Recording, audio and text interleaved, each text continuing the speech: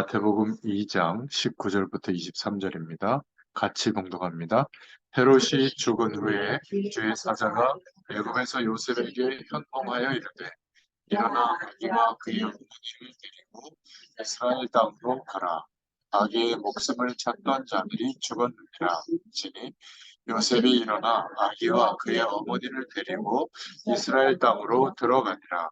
그러나 아킬레오가 그의 아버지 헤롯을 이어 유대의 임금됨을 듣고 거기로 가기를 무서워하더니 꿈에 지시하심을 받아 갈릴리 지방으로 떠나가 나세렛이라는 동네에 가서 사니 이는 선지자로 하신 말씀에 나사렛 사람이라 칭하리라 하심을 이루려 하심이로라. 아멘. 네, 오늘 마태복음 2장 19절부터 23절 말씀을 통해서 함께 은혜를 나누실 제목은 주의 사자가 요셉에게라는 제목입니다. 어, 좀 서론으로 살펴볼 것은 어, 우리가 성경 말씀을 네, 어떠세요? 네.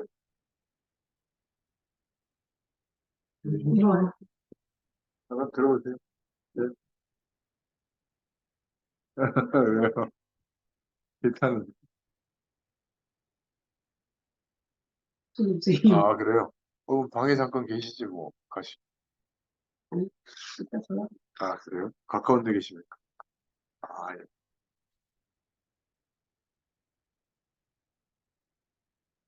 생방송이라 잠깐 손님이 왔다가 다시 나가신 것 같습니다. 네. 우리가 성경 말씀을 읽고 들을 때 우리에게 중요한 신앙의 표준이 있어야 됩니다. 왜냐하면 틀린 기준을 가지고 있으면 계속 틀리게 해석이 되거든요. 그래서 어, 아주 정확한 자가 있어야 바르게 증명을 할 수가 있잖아요. 그런데 틀린 수치가 틀린 자를 가지고 있으면 계속 틀린 결과가 나올 수밖에 없는 겁니다. 어, 틀린 시계를 하고 있으면 한 번도 맞지 않죠. 계속 틀리게 가니까. 차라리 시계가 멈춰 있으면 하루에 두 번은 맞잖아요. 12시간씩 돌아가면서. 예수 그리스도로 말미암아 우리의 모든 인생의 저주의 문제가 완전히 해결된 줄로 믿습니다. 어, 지옥 배경 속에 있어야 될 문제도 해결되어졌죠. 사실상 저와 여러분들이 받아야 될 모든 원죄 아래서 살아가는 재앙도 다 해결된 줄로 믿습니다. 그것은 구원받는 믿음을 말하는 것이죠. 그런데 구원을 받고 난 뒤에 우리가 가져야 될 믿음은 어떤 것인가? 이런 부분이 좀 기도 제목으로 우리가 붙잡아져야 될 줄로 믿습니다. 그래서 우리가 본론으로 첫 번째로 구원을 받고 난 뒤에 어떤 믿음을 가져야 될까? 하나님의 주권을 믿는 믿음이 우리의 발판이 되어야 될 줄로 믿습니다. 한 간단하게 수도 없이 많지만 10가지 정도로 우리가 하나님의 주권을 믿는 믿음을 좀 가지셔야 되는데요. 첫 번째로 하나님의 주권을 완전히 믿는 믿음이 우리에게 필요합니다. 구원을 받았는데도 이 부분에서 많은 차이가 나거든요. 바라보는 눈이 달라져요. 하나님이 없는 것처럼 판단하고 해석하고 걱정하는 거하고 하나님이 함께 계시다는 것, 하나님의 주권적인 역사 속에서 허용된 일이라고 하는 믿음을 가지고 보는 것은 완전히 보는 시야가 달라지기 때문에 그렇습니다. 조그마한 생활부터 시작해서 큰 생활까지 다 달라지죠.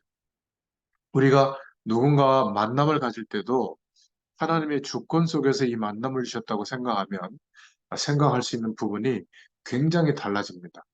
우리는 예수 그리스도를 믿고 구원받은 하나님의 자녀된 게 틀림없죠. 그렇다면 그 뒤에 우리가 가져야 될 신앙이 굉장히 중요한데 그거는 하나님의 주권을 믿는 거예요. 근데 많은 사람들이 삶 속에 들어가면, 현실 속에 들어가면 하나님의 주권 속에서 이루어지고 있다는 것을 믿지 않습니다. 분명히 구원받은 사람인데 막 자기의 일을 열심히 할 때 하나님의 주권을 잘 인정하지 않고 거기에서 오는 실패가 크죠. 하나님의 주권을 믿지 않기 때문에 결국 자꾸 나의 힘의 한계 속에서만 살게 되는 겁니다. 사람의 힘으로만 하려고 하니까 하나님이 주권 속에서 역사해 나가시는 축복이 뭔지는 잘 이해가 안 되는 거죠. 어떤 면에서 누가 우리를 욕하고 있다. 그 속에도 하나님의 계획이 있는 거예요. 주권을 믿는 사람은 그런 눈을 가지고 있죠. 왜냐하면 하나님이 바로 왕의 마음을 강팍하게 했다고 했거든요. 출애굽기에 보면 하나님의 이스라엘 민족들이 바로 왕을 질리게 만들어서 나오게 하는 겁니다. 엄밀히 말하면 하나님이 전도하게 하시려고 바리새인들의 마음을 강팍하게 만든 것과 같죠. 어떤 면에서는 그렇게 만들었다기보다는 그렇게 하도록 두신 겁니다. 일처만 역사에도 우리를 괴롭히고 하나님의 영광을 위해서 살아가는데 막 힘들게 만드는 사람들을 막 손보실 수 있는데 그냥 두실 때가 있거든요. 그러면 하나님의 주권 속에서 하실 일이 있는 거예요. 분명히 구원받은 사람인데 이 일할 때 보면 하나님의 주권을 믿지 않다 보니까 결국은 늘 헷갈리는 거죠. 어떻게 해야 될지. 남는 거는 뭐예요? 사람들의 말이나 소리나 경험이나 이런 거를 자꾸 따라가게 되는 거죠. 그래서 하나님의 주권을 정말 믿으면 하나님의 역사가 일어나기 시작합니다. 이 믿음을 우리가 첫째로 회복해야 될 줄로 믿습니다. 그 모든 것을 보는 것에 다 차이가 나요. 거의 다가 예수 믿는데도 실패하는 상황이 오는 것은 이 하나님의 주권을 보는 눈이 없어서 현실에 지는 것이죠. 하나님의 주권을 믿는다면 가난하게 태어난 것도 하나님의 계획이 있습니다. 우리가 하나님의 주권을 정말 믿는다고 하면 지금 내 형편 속에서도 하나님의 계획이 있다는 것을 찾아낼 수가 있어요. 그런데 거의 다 하나님의 주권을 잘 믿지 않기 때문에 문제가 재앙으로 자꾸 오는 거죠. 그래서 구원받은 우리가 가져야 될 첫 번째 믿음이 뭐냐? 하나님의 주권을 믿는 겁니다. 잘 안 믿어지면요, 우리가 죽게 되는 날, 그때 이제 알게 될 겁니다. 우리가 아무리 노력해도 절대로 우리 마음대로 살 수 없고, 우리 마음대로 죽을 수도 없어요. 우리는 하나님의 주권이 수만 가지가 되지만, 몇 가지 오늘 말씀을 꼭 기억해야 됩니다. 다윗이 말했죠. 역대상 29장 10절부터 14절에 모든 크게 하고 낮게 하는 것, 모든 것이 여호와의 손에 있다. 심지어 우리가 하나님 앞에 이렇게 성전을 건축할 헌금을 드린 것도 하나님이 주신 것으로 한 것이다. 다윗이 고백한 내용이에요. 다윗은 하나님이 주시는 성공의 자리에 계속 있을 수 있게 됐잖아요. 그런데 똑같은 하나님의 택함을 처음에 받았지만 사울 왕은 달랐습니다. 노력하면 되는 줄 알았어요.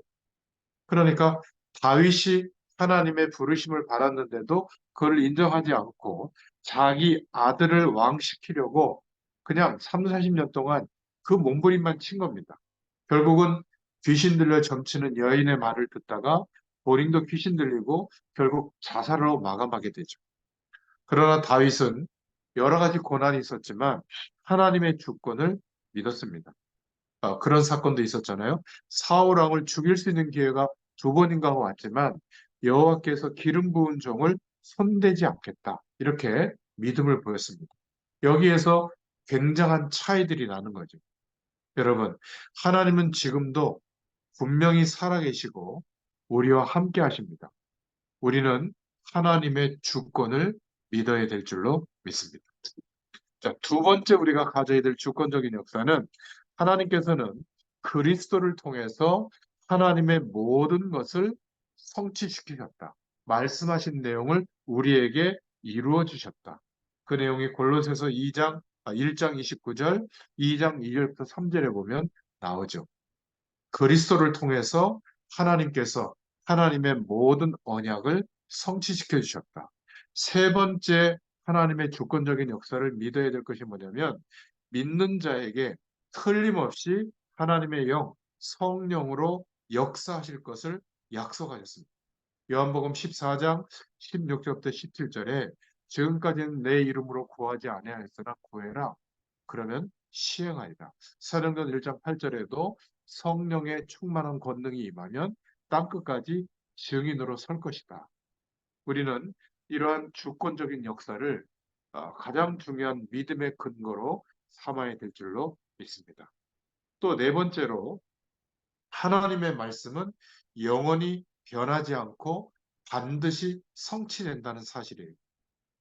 이스라엘이 멸망 가운데 나라가 망하고 포로 가운데 있을 때 하나님이 이사야 선지자를 통해서 이사야 40장 8절에 말씀하셨잖아요. 가서 나 여호와의 말씀은 영원히 설이라고 말해라. 풀도 시들고 꽃도 떨어지지만 여호와의 말씀은 영원히 설이라고 말해라. 하나님의 말씀이 우리에게 심령 가운데 믿음으로 붙잡아져 있다면 하나님의 말씀은 성취되어집니다. 이런 주권적인 역사가 우리의 기준이 되어야 될 줄로 믿습니다.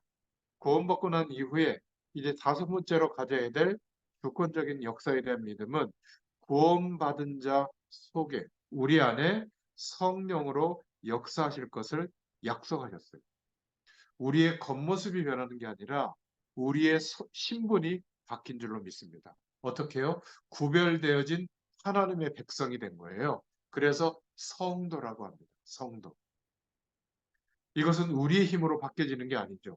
예수 그리스도로 말미암아 우리가 구원을 받았다면 이런 하나님의 주권을 완전히 믿는 믿음 위에 세워져야 될 줄로 믿습니다. 여섯 번째로 우리가 믿어야 될 믿음의 근거는 우리가 살아가고 있는 모든 현장이 바로 하나님이 우리에게 맡겨주신 선교지다. 비행기 타고만 가야 선교지가 아니라 내가 살고 있는 현장에서 전도의 문이 열리고 제자를 남기는 것. 이것이 하나님이 원하시는 주권적인 역사다. 아무리 작은 일을 하고 있더라도 거기가 바로 하나님이 내게 부탁하시고 맡겨주신 선교지다. 이 주권적인 믿음이 회복되어야 될 줄로 믿습니다. 일곱 번째로는 우리의 앉고 서고 눕는 모든 것을 하나님은 알고 계신다. 우리의 생, 사, 화복을 하나님이 주관하신다. 이 믿음의 근거가 우리의 기준이 되어야 될 줄로 믿습니다. 그래서 막 너무 걱정하고 막 너무 흥분하고 말이죠. 우리는 이런 기준이 아니에요. 하나님이 이렇게 하셨다면 이 속에 하나님의 뜻과 계획이 어떤 것일까를 기도하면서 찾는 거죠. 그리고 여덟 번째로 히브리서 9장 27절에도 말하고 있지만 저와 여러분의 죽는 날을 하나님이 이미 결정해 놓으셨어요. 사람은 한 번 죽는 것은 사람에게 정하신 것이다. 히브리서 9장 27절에 말씀하고 있죠. 틀림없어요. 하나님의 주권을 안 믿는 사람은 예수 믿는데도 이 주권적인 역사를 안 믿는 것은 바보입니다. 그러니까 틀린 자를 가지고 틀린 저울을 가지고 자꾸 일을 하고 사업을 하려고 하니까 안 되는 거예요. 평생을 열심히 신앙생활을 했는데도 실패의 그림자 속에 자꾸 있는 것이 이것 때문입니다. 또 자기가 노력해서 성공하는 것처럼 보여도 허무 속에 빠져드는 것이 이것 때문입니다. 그러니까 전문인들, 산업인들, 엘리트들이 정말 열심히 살거든요. 존경할 만합니다. 그런데 허무함을 메울 길이 없잖아요. 뭘로 메우겠습니까? 그냥 정상적으로 술을 마시면서 메울 것 같아요. 술도요, 희한하게 먹습니다. 그리고 뭐 그냥 정상적으로 여행하면서 메울 것 같아요. 이상한 여행합니다. 참, 참 특이한 곳에 가서 특이한 것에 휩쓸리게 되죠. 그러니까 겉으로 보면 굉장히 훌륭하고 정상인 것 같은데 그 인생의 뒤에 보면 허무함을 채울 길이 없어서 인간이기 때문에 괴롭거든요. 다른 사람보다 월등히 나은 조건과 월등히 나은 지식과 월등히 좋은 어떤 노력과 성품이 있는데도 불구하고 그거 가지고 안 돼요. 허무함에 사로잡히게 됩니다. 그거를 메꾸려고 희한한 일들을 하게 됩니다. 그러니까 뉴스에 등장하는 대부분의 전문인 산업인들의 비극적인 삶이 그런 것들 때문이거든요. 참 너무나 안타깝죠. 그러니까 저는 여러분이 그렇게 되지 않기를 정말로 소원합니다. 오늘 이후로 하나님의 주권을 완전히 믿을 수 있기를 축원드립니다. 아홉 번째로는 우리가 무엇이 근거가 되어야 되죠? 누가복음 16장 19절부터 31절에 보면 반드시 내세가 있습니다. 저와 여러분이 가보지는 않았지만 성경 말씀에 있다고 되어 있거든요. 이걸 믿어야 돼요. 그리고 마지막으로 하나님의 주권은 모든 만물을 이 복음이 증거되어지는 쪽으로 전도 중심으로 움직이십니다. 더 이상 지구상에 복음 받을 사람이 없다고 하면 주님은 재림 오실 거예요. 마태복음 24장 14절에 이 천국 복음이 모든 민족에게 증거되기 위하여 온 세상에 전파되리니 그제야 끝이 오리라 이렇게 말씀했죠. 마지막 심판, 주님 재림이 두려워지는 것이 아니라 속히 주님이 오시도록 땅 끝까지 이 복음이 증거되어지도록 하는데 우리의 중심이 있다면 그러한 역할을 하고 생을 들이고 있는 전도자들을 위해서 냉수 한 그릇이라도 대접하면 전도자의 상급이 있을 것이다. 어, 잘 대접해라. 그런 의미가 아니라 그만큼 하나님의 모든 역사는 전도 중심으로 움직이고 있다. 그래서 전도자의 상급이 우리에게 있는 겁니다.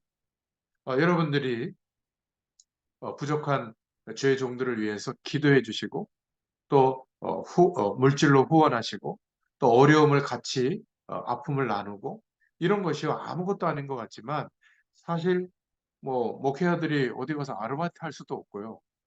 어려움이 생겨도 저 이렇게 어렵습니다라고 얘기하기도 어려워요. 믿음 없다고 또 생각할 거 아니에요. 가족들한테도 잘 말하기 어렵습니다. 아이, 목사님이면서 왜 저래? 남편이고 아빠라고 생각하지 않고 목사라고 보는 또 시각이 있거든요. 그러니까 저 같은 목회자가 대단한 게 아니에요. 약합니다. 그런데 저는 감사하게도 여러분들이 막 기도해 주시잖아요. 또 막 힘든 일 있으면 알아서 추측해가지고 막 도와주시잖아요. 그러니까 얼마나 저는 복받는지 몰라요. 그런 것들이 하나님이 주시는 힘도 있지만 정말 제가 중심과 마음에 하나님이 원하시는 방향으로 가는데 흐트러지지 않고 초심을 가지고 끝까지 인도받을 수 있는 힘이 돼요. 근데 이게 끝이 아니라요. 그런 여러분들의 중심을 하나님이 전도자와 똑같은 상급으로 허락하신다는 거예요. 그 얼마나 축복입니까? 그죠? 오늘 첫 번째로 말씀드리는 10가지 믿음의 발판, 신앙의 발판, 하나님의 주권적인 역사를 믿는 믿음이 우리의 기준이 되어야 될 줄로 믿습니다. 꿈이나 환상이나 여러 가지 사람들의 말이나 내가 경험했던 경험보다 하나님께서 말씀으로 우리에게 알리시는 하나님의 주권을 믿는 믿음이 구원받은 이후에 우리가 붙잡고 인도받아야 될 내용인 줄로 믿습니다. 자, 그렇다면 두 번째로 이렇게 하나님이 주권적으로 역사하고 있다면 하나님의 백성된 성도인 우리는 아무것도 염려할 필요가 없는 겁니다. 오늘 마태복음 2장 19절에 뭐라고 말씀이 나와 있죠? 헤롯이 죽은 후에 2살 이하의 남자아이를 다 죽여라.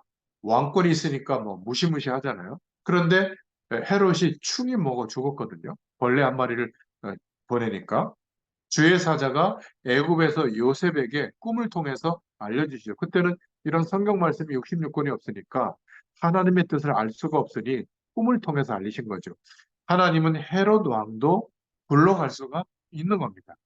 우리가 복음 때문에 전도와 선교 때문에 살아가는데 여러 가지 환경, 사람, 조건, 분위기 이 모든 것들을 하나님은 특별한 은혜로 역사하실 수가 있는 거예요. 주의 사자를 보내서 특별한 일도 하실 수가 있는 겁니다. 그것도 하나님의 주권적인 역사 속에 있는 겁니다. 선사를 통해서 역사하시죠.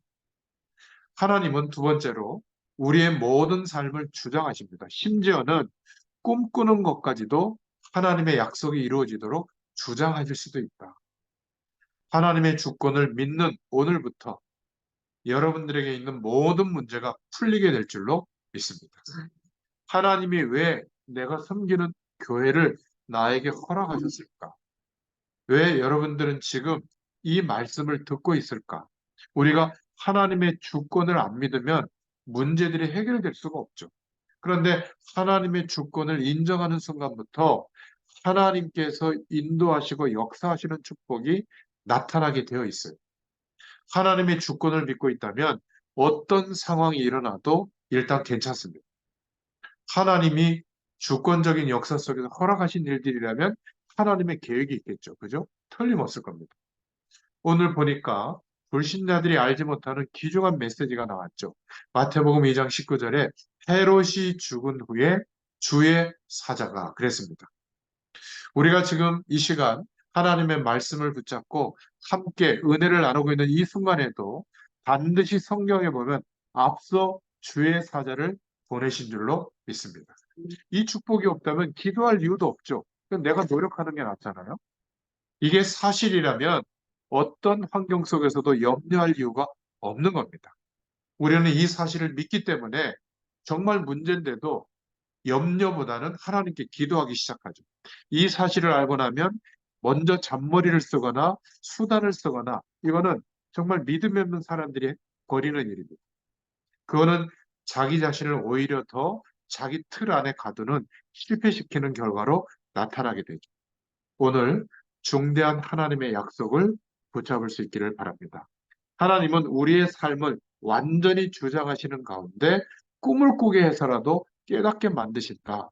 이 말은 우리가 꿈을 꾸어서 신앙생활의 기준을 삼아야 된다. 그 말이 아니에요. 이때는 꿈으로 역사할 수 있는 통로밖에 없기 때문에 그렇게 하신 것이죠. 하나님이 그날 밤에 꿈 가운데 주의 사자를 보내사 요셉에게 깨닫게 만들어서 이제 말씀이 성취되어지도록 돌아오게 하는 겁니다. 그렇죠? 그것도 그냥 돌아오는 게 아니라 어, 나사렛이라고 하는 동네로 오게 하시는 거죠. 그래서 세 번째, 하나님께서는 그리스도의 비밀을 중심으로 모든 것을 움직이신다. 이 약속을 붙잡을 수 있기를 바랍니다. 예수가 그리스도 되시는 이 그리스도의 비밀을 따라 하나님은 모든 것을 다 움직인다는 사실을 꼭 기억해야 합니다. 오늘 마태복음 2장 19절부터 22절에 헤롯이 죽은 후에 그랬습니다. 그리고 22절에 그러나 아켈레오가 그 붙인 헤롯을 이어 유대의 임금이 됨을 듣고 거기로 가기를 무서워하더니 꿈에 지시하심을 받아 갈릴리 지방으로 떠나가 이렇게 되어 있죠. 그러니까 23절에 보면 하나님은 그리스도를 중심으로 모든 말씀을 다 성취시키시는데 나사렛이란 동네에 와서 사니 이는 선지자로 하신 말씀에 나사렛 사람이라 칭하리라 하심을 이루려 함이로라. 무슨 말이죠? 그리스도를 중심으로 하나님은 모든 말씀도 시키십니다. 우리는 나 중심으로 내가 기대하는 것 중심으로 막 말씀이 응답되면 좋겠잖아요. 예수 그리스도의 축복이 나와 우리 후대들에게 내 모든 삶에 나타나도록 그 중심으로 하나님의 말씀이 성취되는 줄로 믿습니다. 자, 오늘 결론입니다. 그렇다면 하나님은 지금 이 시간에도 응답하시는 줄로 믿습니다. 그래서 결론 첫 번째로 하나님의 주권을 정말 믿는 이 시간부터 하나님께서는 역사하십니다. 여러분 전체를 보면서도 기도해야 되지만 하나님의 주권을 온전히 믿을 수 있기를 축원드립니다. 그리고 두 번째는 어떤 결론을 내릴 수가 있죠? 전부 하나님의 주권 속에 들어있는 사실이구나. 헤롯 왕이 예수 그리스도 나심을 알고 죽이려고 하기 때문에 애굽으로 피해 갔다가 오는 순간이잖아요. 오늘 하나님의 말씀을 보면서 하나님의 주권에 관한 것을 인정하지 않는다면 우리는 예배 드릴 이유도 없고 기도할 이유도 없는 것이죠. 세 번째로 붙잡을 결론은 우리가 신앙생활 하면서 직분을 가지고 주의 일을 감당할 때 제일 첫 번째 해야 될 일이 하나님의 주권을 믿는 겁니다. 이게 직분을 감당하면서 평생 동안 축복받을 내용이에요. 평생 동안에 그러면 하나님의 응답을 받게 될 줄로 믿습니다. 하나님의 주권을 정말로 믿는 순간부터 하나님의 응답을 받게 돼요. 여러분에게 지금 당면하고 있는 문제를 해결받고 싶습니까? 하나님의 주권을 믿으면 됩니다. 그러면 잔잔한 많은 문제들이 다 해결될 줄로 믿습니다. 자, 그렇다면 마지막 하나님을 제일 기분 나쁘게 하는 것은 하나님의 주권적인 역사를 안 믿는 거예요. 이것처럼 악한 것이 없는 겁니다. 마치 하나님이 지금 내게 떠나 있는 것처럼 자기가 걱정하고 막 자기가 근심하고 막 자기가 모든 것을 판단하고 막 그래서 모든 방법을 동원하다가 안 되니까 막 하나님이 계시냐 안 계시냐 막 이렇게 원망도 하고 말이죠. 여러분, 하나님은 우리의 생명을 주관하시는 하나님이신 줄로 믿습니다. 하나님은 주의 사자를 보내사 우리의 모든 것을 다 움직이고 역사할 수 있어요. 오늘 주권적인 역사를 믿는 믿음이 회복될 수 있기를 축원드립니다. 우리의 모든 삶 속에 하나님이 하셨다면 그렇다면 나는 어떤 인도를 받아야 될 것인가? 이렇게 된다면 오늘부터 하나님이 예배하시고 역사하시는 응답의 문이 열리게 될 줄로 믿습니다. 우리가 마태복음을 읽어가면서 중요한 하나님의 축복들을 붙잡고 정말 하나님 바라보시고 기도하는 시간을 가지시기를 축원드립니다. 감사합니다, 주님. 오늘도 마태복음의 말씀을 통해서 정말 우리가 가져야 될 구원받은 이후에 가져야 될 믿음의 근거가 되는 하나님의 주권을 믿는 믿음에 대해서 말씀해 주셔서 감사합니다. 어떤 것도 문제가 될 수 없음을 고백합니다.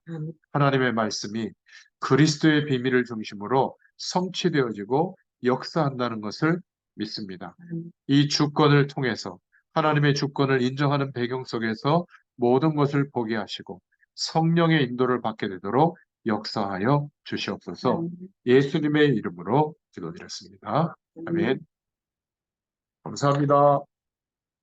감사합니다.